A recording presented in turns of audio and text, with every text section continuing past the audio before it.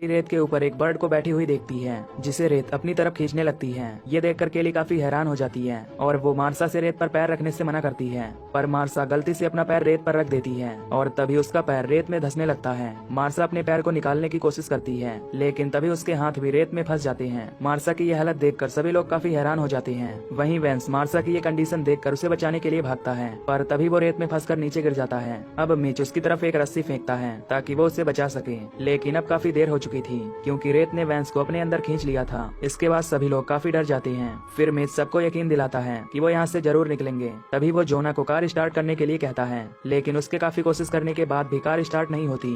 फिर केली अपने हाथ को रेत के ऊपर रखती है जिससे रेत में अजीब सी हलचल होने लगती है। इसके बाद हम गिलबर्ट को देखते हैं जो कि एक ड्रम में फंसा होता है। गिलबर्ट उन सभी से हेल्प मांगता है, पर वो लोग उसे हिलने से मना करते हैं और कहते हैं कि तुम इस रेत को टच मत करना, नहीं तो तुम मारे जाओगे। लेकिन गिलबर्ट को उनकी बातों पर विश्वास नहीं हो रहा था, इसीलिए वो इधर उधर करके ड्रम से निकलने की कोशिश करता है। तभी मिच कहता है कि तुम वहीं वेट करो क्योंकि कुछ देर बाद यहाँ हमारी हेल्प के लिए पुलिस आ रही है। दरअसल मिच उससे यह सब झूठ बोलता है ताकि वो ड्रम से बाहर आकर अपनी जान न गंवाए। इसके बाद केली उन सभी से कहती है कि कल रात हम लोगों ने यहाँ पार्टी किया था, लेकिन कल हमारे शरीर पर इस रेत का कोई असर नहीं हुआ था और इनके साथ बाकी लोगों ने भी पार्टी की थी। पर तभी इन्हें पता चलता है कि इनके साथ के बाकी लोग इस रेत में मारे जा चुके हैं और ये लोग इसीलिए बच गए क्योंकि ये लोग रेत के संपर्क में नहीं थे। अब इन लोगों की नजर उसी अजीब सी चीज पर पड़ती है जिसे पिछली रात इन्होंने तोड़ दिया था। दरअसल वो एक अंडा था जिससे इन्हें पता चलता है कि उस अंडे से जरूर कोई न कोई मॉन्स्टर बाहर निकला होगा जिसकी वजह से ये सब हो रहा है। अब केली उस रेत पर कोई चीज फेंकती है जिससे उसे पता चल जाता है कि वो मॉन्स्टर काफी ज्यादा बड़ा है। ये देखकर जोना वहाँ जाने के लिए बोलता है, पर जेंडा उसे मना कर देती है। इसके बाद जोना स्केटबोर्ड की मदद से आगे जाने की कोशिश करता है, लेकिन जब वो टेबल तक पहुँचता है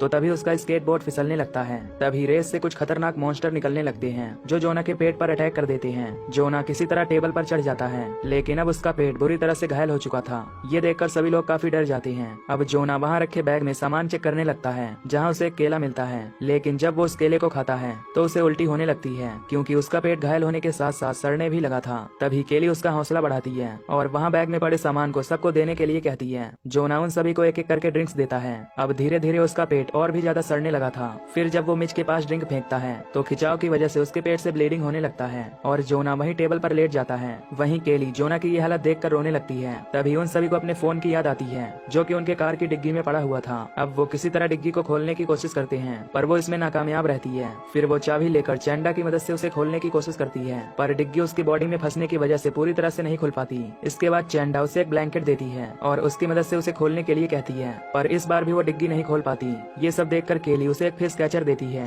फिर काफी कोशिश करने के बाद रोनी उस डिग्गी को खोल लेती है। तभी इसी बीच वहाँ पर गैस स्टेशन का सुपरवाइजर आ जाता है। उसकी गाड़ी की आवाज सुनकर रोनी का ध्यान भटक जाता है जिससे वो फिसल जाती है और उसकी उंगली कार की डिग्गी में फंस जाती है। अब रोनी को काफी दर्द होने लगता है और वो चिल्लाने लगती है। वहीं बाकी लोग उस सुपरवाइजर को गाड़ी से उतरने के लिए मना करते हैं, पर वो इनकी बात को सीरियसली नहीं लेता। उसे लगता है कि शायद उन्होंने ज्यादा ही ड्रिंक कर लिया है। फिर वो सुपरवाइजर अपनी गाड़ी से उतरता है और रेत में चलते हुए इनकी तरफ आने लगता है। उसे रेत में चलता देखकर बाकी लोग काफी ज्यादा हैरान हो जाते हैं क्योंकि रेत उसे अपनी तरफ नहीं खींच रही थी। फिर जब वो जोना के पास पहुंचता है तो उसके पेट की हालत देखकर काफी हैरान होता है। अब वो उस मोटे आदमी गिलबर्ट को देखता है जो कि ड्रम में बुरी तरह से फंस चुका था। फिर वो गिलबर्ट से कहता है कि तुम यहीं रुको, कुछ देर बाद यहाँ हमारी टीम आएगी जो तुम्हें इस ड्रम से बाहर निकालेगी। इसके बाद वो सुपरवाइजर रोनी की उंगली को डिग्गी से बाहर निकालने लगता है, पर तभी उसे ये समझ नहीं आता कि कोई रोनी की मदद क्यों नहीं कर रहा है। अब केली उस आदमी पर काफी गुस्सा होती है। फिर वो सुपरवाइजर केली के पास जाता है जहाँ वो उसे बताती है कि उनकी टीम के 2 मेंबर पहले ही मारे जा चुके हैं। ये सुनकर सुपरवाइजर केली से उन दोनों की डेड बॉडी के बारे में पूछता है।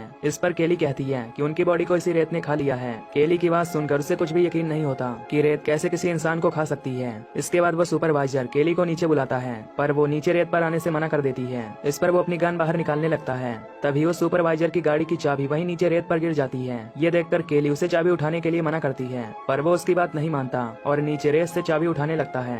तभी उसका हाथ रेत में फंस जाता है जिसे देखकर वो काफी हैरान होता है। ये देखकर केली उसे एक पेपर स्प्रे देती है और उसे वहीं रेत पर स्प्रे करने के लिए कहती है। फिर जब वो स्प्रे करके अपने हाथ को बाहर निकालता है तो उसका आधा हाथ उसी रेत में गायब हो जाता है। ये देखकर वो जोर से चिल्लाने लगता है और वहीं रेत में गिर जाता है। तभी वो रेत धीरे धीरे उस सुपरवाइजर को अपने अंदर समा लेती है। अब मिच कहता है कि उसे यहाँ से निकलने के लिए कपड़ा चाहिए क्योंकि उसने देखा था कि जब उस सुपरवाइजर ने अपने जूते पहने थे तो वो उस रेत के अंदर नहीं समाया, यानी कि वो रेत इंसान के बॉडी और ब्लड के संपर्क में उसे अपनी तरफ खींचती है। वहीं जब मिच उस कपड़े को लेने की कोशिश कर रहा होता है तभी वो रेलिंग नीचे गिर जाती है जिससे मिच भी नीचे रेत पर गिर जाता है। फिर वो रेत धीरे धीरे उसे भी अपने अंदर खींच लेती जाती है। ये देखकर सभी काफी डर जाते हैं। अब केली किसी तरह हिम्मत करके चैंडा को रेलिंग उठाने के लिए कहती है। फिर चैंडा उसे एक रेलिंग देती है, जिसकी मदद से वो चैंडा के पास पहुंच जाती है। चैंडा के पास पहुंचते ही केली उसे एक थप्पड़ लगाती है, क्योंकि पिछली रात उसी ने उसे इस पार्टी में आने के लिए फोर्स किया था। अब वो रोनी की उंगली को डिग्गी से बाहर निकालने की कोशिश करती है और चैंडा की मदद से वो उसमें कामयाब हो जाती है। तभी रोनी को काफी जोर से दर्द होने लगता है।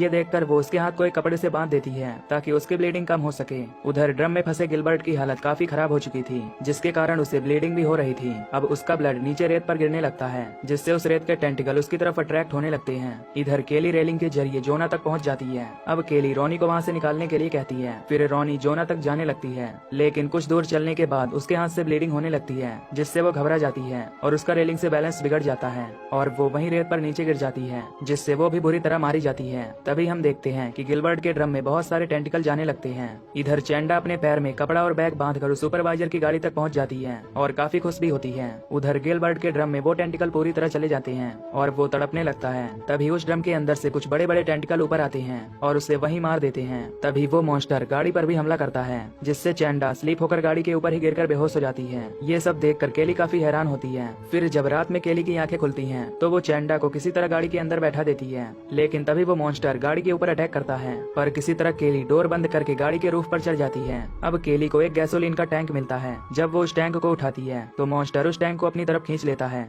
इसके बाद वो दूसरा टैंक उठाकर गाड़ी के चारों ओर छिड़कने लगती है और लाइटर की मदद से वहां आग लगा देती है। अब रेत में तेल गिरने की वजह से उस पूरी जगह पर आग लग जाती है और इसमें वो मॉन्स्टर भी मारा जाता है। लेकिन जब वो गाड़ी के अंदर जाती है तो वो मॉन्स्टर गाड़ी के डोर को ओपन करने लगता है। केली डोर को लॉक कर देती है। फिर वो मॉन्स्टर धीरे धीरे शांत होने लगता है। इसके बाद ये दोनों वही कार के अंदर सो जाती हैं। अगले दिन सुबह वहाँ पर एक आदमी आता है जो उन्हें कार से बाहर आने के लिए कहता है। फिर जब केली कार के बाहर रेत पर पैर रखती है तो उसे काफी डर लग रहा होता है, पर तभी उसे एहसास होता है कि वो मॉन्स्टर मारा जा चुका है, जिससे वो दोनों काफी खुश होती हैं। इधर हम जोना को देखते हैं, जो कि अब मर चुका होता है। तभी हम देखते हैं कि वो मॉन्स्टर अब समुद्र में है और धीरे धीरे शहर की तरफ जा रहा है। और इसी के साथ ये मूवी यहीं पर